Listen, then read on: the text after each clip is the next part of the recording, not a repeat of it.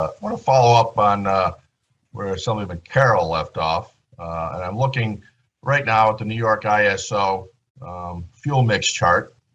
Assemblyman Carroll is right on point. Currently, there's 51% of our energy being supplied by natural gas, which is 18% of it, and 33% of it is dual fuel, which is natural gas and other fossil fuels. Hydro is about 18%, nuclear is about 22%. Wind is 6.5%, and other, which includes solar, is less than 2%. We are talking about grandiose plans in this climate Green New Deal that we're working on. And frankly, I'm stunned, Ms. Harris, by just hundreds of billions of dollars of costs rolling off your tongue like it's nothing. We are nowhere close to being able to meet these demands.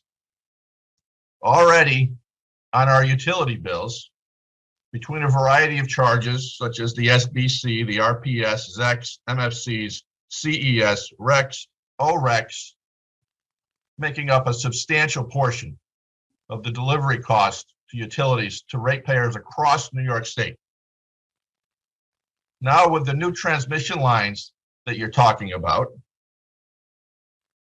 the TDI and the Clean Path, the Tier 4 ratepayer costs on these are going to add, from my understanding, although you're all hiding it very well from the public,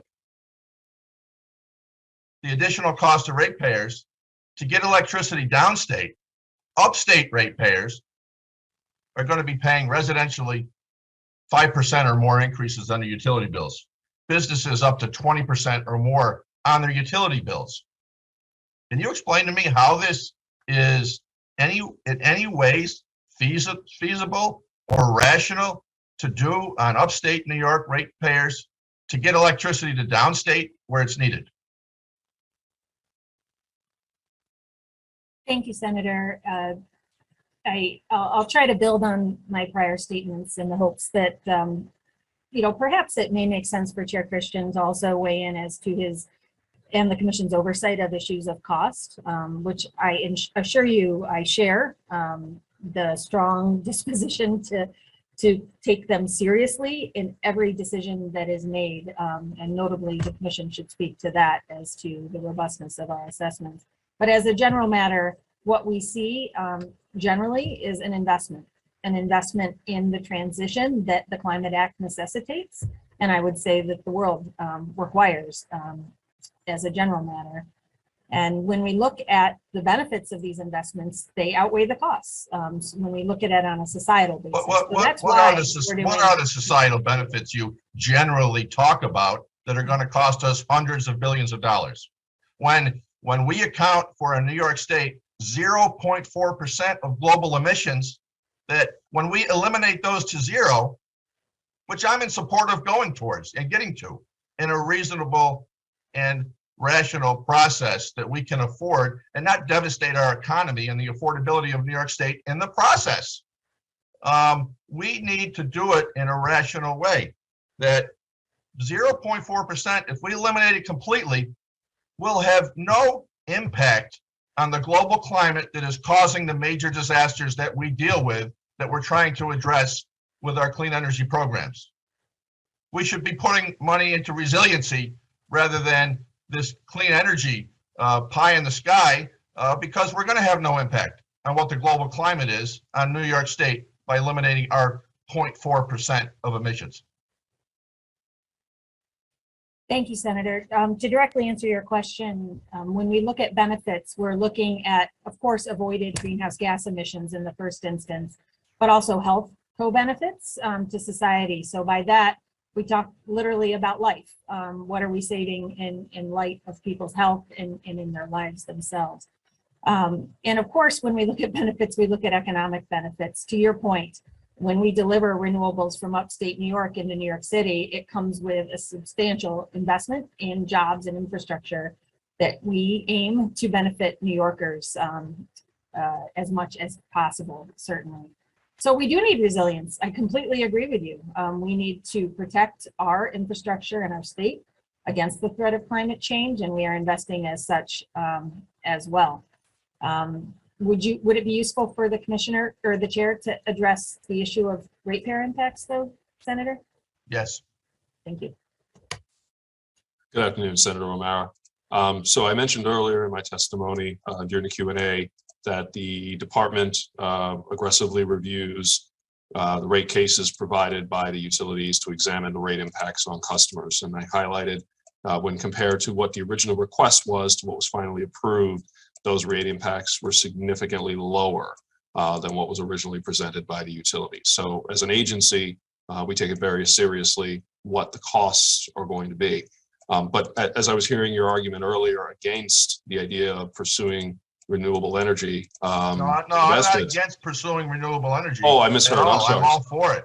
I'm for pursuing it on a rational and feasible basis, not at a breakneck speed that's going to devastate our economy and crush affordability of New York State. I see. So a few things to be clear then. What we at the commission are moving forward with and what Doreen and others are doing as well, we're doing it in response to the fact that the CLCPA is a law, and we have to comply with that law, and we have to do so in the most in accordance with the requirements of the law, which set a timeline for certain metrics: 70% by 2030, 100% emissions free by 2050. As President Harris and I have stated previously, we have the infrastructure investments. Sorry, let me rephrase that. The plans to get to 70% or 63% have already been moving forward. We have those in place, and that will be deployed. Moving forward, the getting from that 70% to 100% is going to be a challenge, and that's a challenge that cannot and should not be downplayed. And it'll require a wholesale rethinking in not just the nature of the grid as we know it today, but our relationship with energy as a whole. There are many, many potential pathways to getting to that destination. But what you see coming from our agency, the DPS, and from NYSERDA as well, the effort is to identify the least cost pathway to get there based on the technology and practices that are commercially available today. The goal is not to present a pie in the sky, hopeful, optimistic view. The goal is to present realistically what is possible with what we have today and what can we accomplish tomorrow. And there are a variety of reports that have been prepared and documented. I firmly Happy to disagree discuss that those we at have the length. technology innovation to be able to get there today, and these goals we have set are unreasonable. But if I can just change gears with the 2 minutes I have left, why are we approving a TDI pipeline to come down the Hudson River with Hydro-Quebec power and not have an interconnect on that somewhere along the Hudson River for upstate New York power to be able to get into or take power out of that in upstate New York? Thank you, Senator. Actually, the point you just made is one reason why we have advanced two projects for the Public Service Commission's consideration. In large part, we see them as highly complementary to one another, where we have the Clean Path New York project bringing upstate wind and solar and hydro into the city, and the Champlain Hudson Power Express bringing in wind and hydro from Canada into the city, collectively making a significant impact on one of our hardest to make renewable grids in our state. So we see them as complementary, and we see them as an opportunity for the private market to participate, no matter the geography. Well, I disagree on the lack of an interconnect on the TDI, because that would certainly add to the goals of what we have of redistributing power from upstate to downstate. Now, one last question on all the surcharges that are on the utility bills that I listed at the outset, collecting what will ultimately be billions and billions of dollars from ratepayers on the utility bills. Why do we not have any independent audit of these charges being collected and how both the Public Service Commission and NYSERDA is expending those or intending to expend those? If you could address, do you have concerns with having an independent audit of those funds?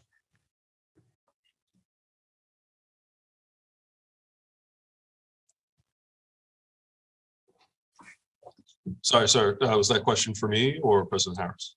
for both of you, I believe, auditing of these massive amounts of dollars that are being collected off ratepayers' bills, an independent audit of those. Okay, I will have to get back to you on that, Senator. Fundamentally, I don't have a problem with transparency and oversight. Where I need to get more aware of is the totality of the process. I know I've met with NYSERDA on a number of occasions to discuss these funds. And ultimately, that's an ongoing process that the commission engages in. I'm not entirely sure if it meets the requirements that you have in mind, but I'm open to having that conversation and discussing that further.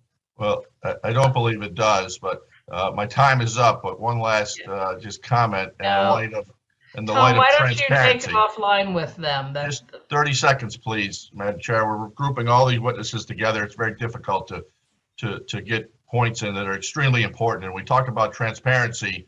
We need transparency for the public of New York State on what these costs of this green energy plan is going to be, because it's all being whitewashed.